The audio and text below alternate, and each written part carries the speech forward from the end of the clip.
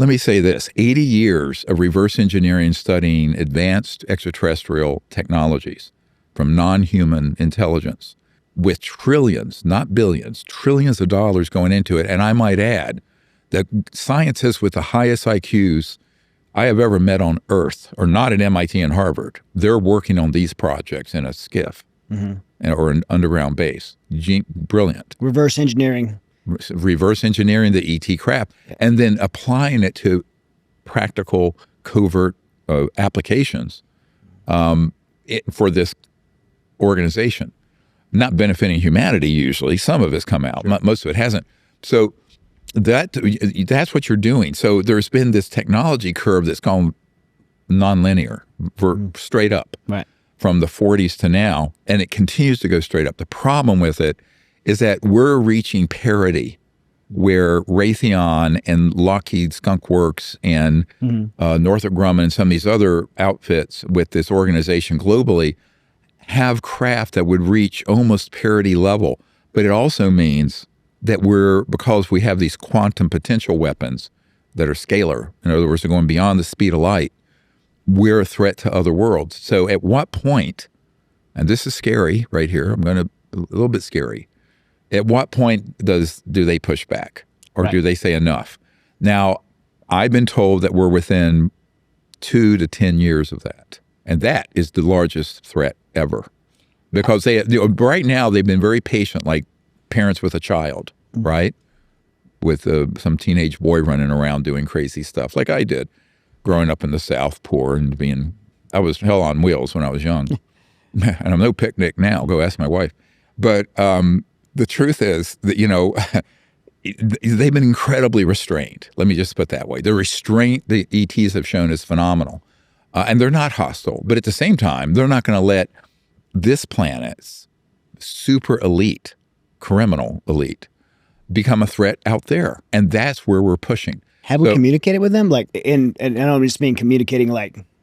We have. I mean, like verbally or through intelligent communication. Yes, we have. And also, there's a man on my team who monitored those kind of communications out of the S4 area of Area 51, Nellis, that intercepted some of the same issues. And we have a man who was at the communications center that's underground at Eglin Air Force Base a few years ago who received similar information.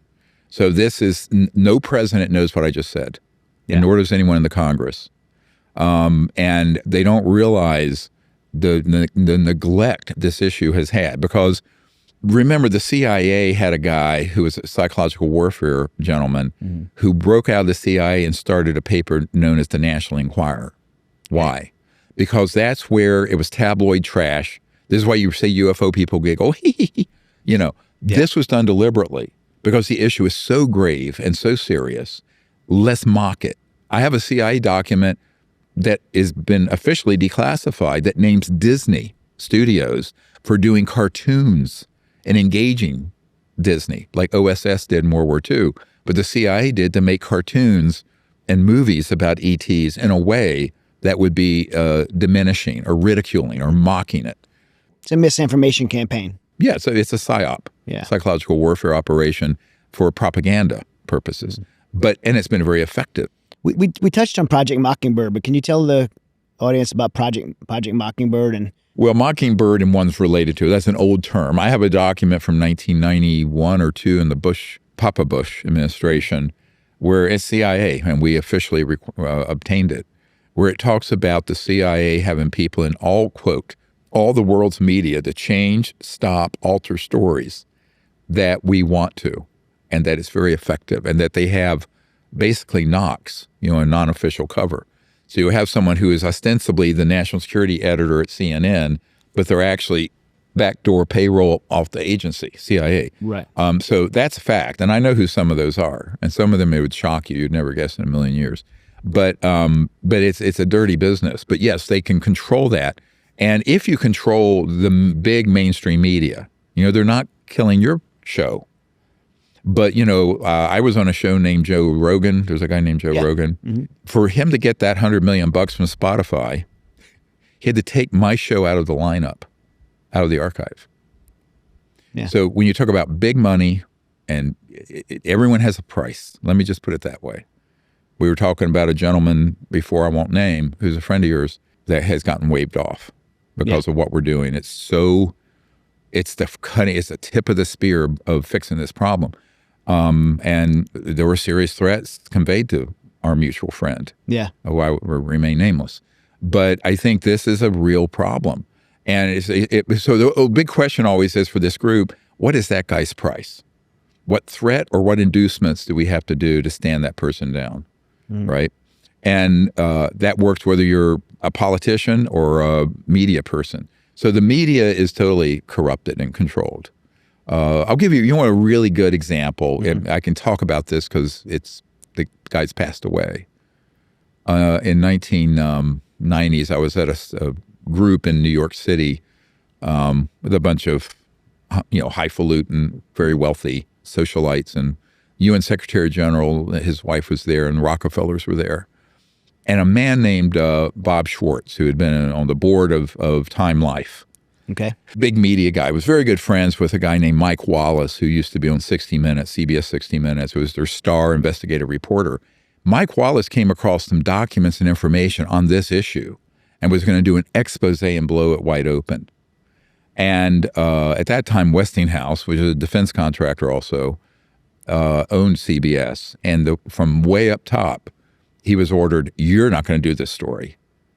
And he said, well, yeah, I am. They said, no, you're not. And of course, no one had ever told him he couldn't do an investigation on something corrupt or whatever. He couldn't do this story, and he went into a deep depression about it, almost suicidal. And I know I know many media people who have gotten close to that, thinking, oh, this is the biggest story ever. And they run into this buzzsaw and are cut off at the knees. So this is the other problem. We're supposed to be in a democracy and freedom.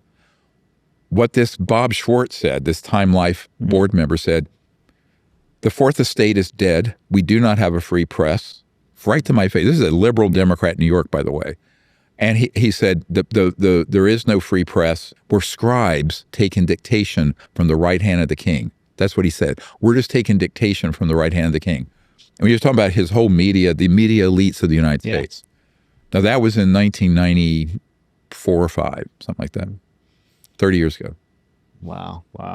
Yeah. We're running short on time, and I want to get to two more things. For those who don't know, the military-industrial complexes, this is where where people and companies profit from manufacturing of government weapons and technology. And what we'll read is 70 years ago, in 1961, President Eisenhower warned about the dangers of a military-industrial complex. And look at where we are today, and his fears couldn't have been more valid. This black money we're talking about, the off-the-books black money, is going to the military-industrial complex to manufacture secret aircraft and that are identified often as UAPs, UFOs, and misidentified as that. But that's why they like that vague term. And that's why they created it, right? Yeah, they created it so it'd be obfuscating.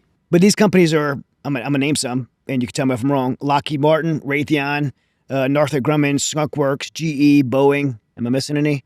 Or did I? Oh, there are a whole bunch more. Yeah. I mean, you have EG&G, which is a big. One of the G's is Greer, but it's no relation to me. EG&G. You have, over historically, you had Bell Labs involved in this. The things that have come out to the public from that reverse engineering have to do with things like, and Colonel Corso said this, and he managed some of those programs as an Army colonel.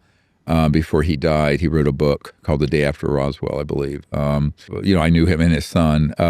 But he said you have things like fiber optics and integrated circuits that were potentiated by studying extraterrestrial materials. Right. So there are things in our society we're using today. As a doctor, fiber optics, you use all these. Yeah. But the really core of the technologies dealing with energy and propulsion, those have been kept secret. Because that would make a run at the wealth center and the global control of the banking and oil and petrodollar system, which is the $1,000 trillion gorilla we're talking about here.